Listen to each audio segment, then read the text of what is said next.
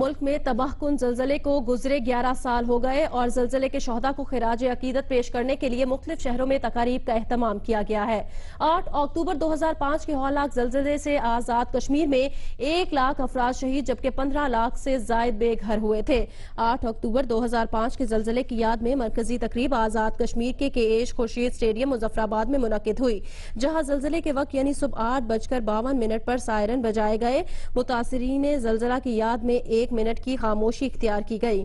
وزیر اعظم آزاد کشمیر راجہ فاروق حیدر خان نے شہداء کی یادگار پر پھولوں کی چادر چڑھائی اور شہداء کو ایصال ثواب کے لیے فاتح خوانی کی۔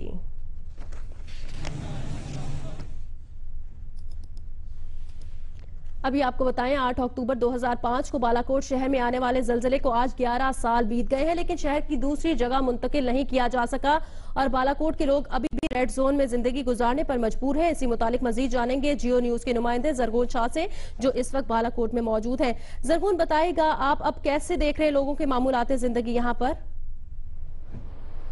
جی بالکل، ہم بالاکوٹ شہر کے ٹاپ پہ موجود ہیں۔ میرے بیک گراؤنڈ میں آپ دیکھ سکتی ہیں کہ بالاکوٹ سٹی آپ کو نظر آ رہا ہوگا اور دریائے کنہار اپنی پوری آب و تاب کے ساتھ یہاں بہہ رہا ہے۔ 8 اکتوبر 2005 کے زلزلے میں یہ شہر اس وقت آج سے 11 سال پہلے بالکل زمین بوس تھا۔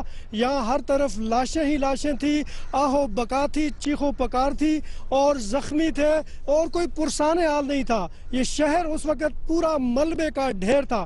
11 سال بعد صرف یہ فرق نظر آ رہا ہے کہ یہ شہر پری فیب شیلٹرز کی صورت میں سامنے آ گیا ہے، لیکن اس کا پرسان حال آج بھی کوئی نہیں ہے۔ 11 سال 2010 میں اس شہر کو نیو بکریال سٹی جو مانسہرہ کے قریب ہے وہاں پہ شفٹ ہونا تھا، لیکن یہ شہر وہاں پہ شفٹ نہیں ہو سکا اور آج 11 سال بعد بھی اس شہر میں بہترین تعلیم کی، صحت کی کوئی سہولت موجود نہیں ہے۔ لوگوں کو بہت زیادہ مشکلات ہیں، اسکول کے بچے مشکلات کا شکار ہیں اور یہاں کے لوگوں کا یہ کہنا ہے کہ انہیں بارود کے ڈھیر پہ بٹھایا ہوا ہے۔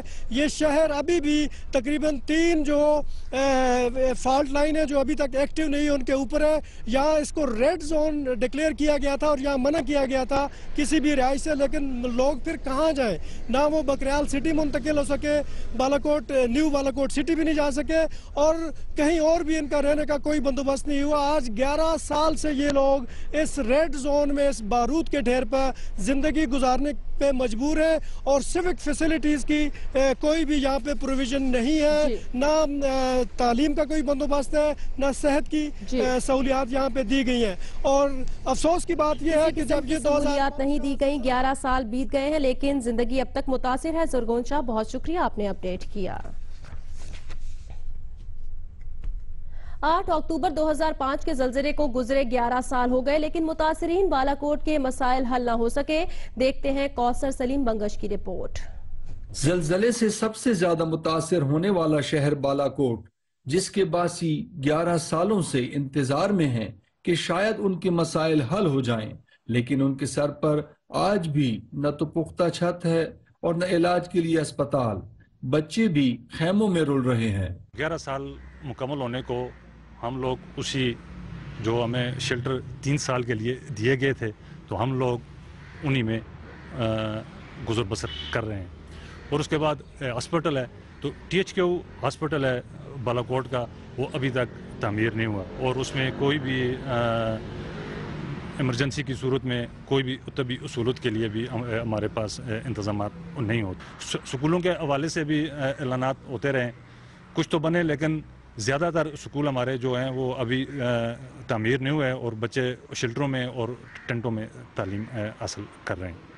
ہر سال 8 اکتوبر کو حکومتی عہدیدار آتے اور بلند و بانگ دعوے کر کے پھر غائب ہو جاتے ہیں۔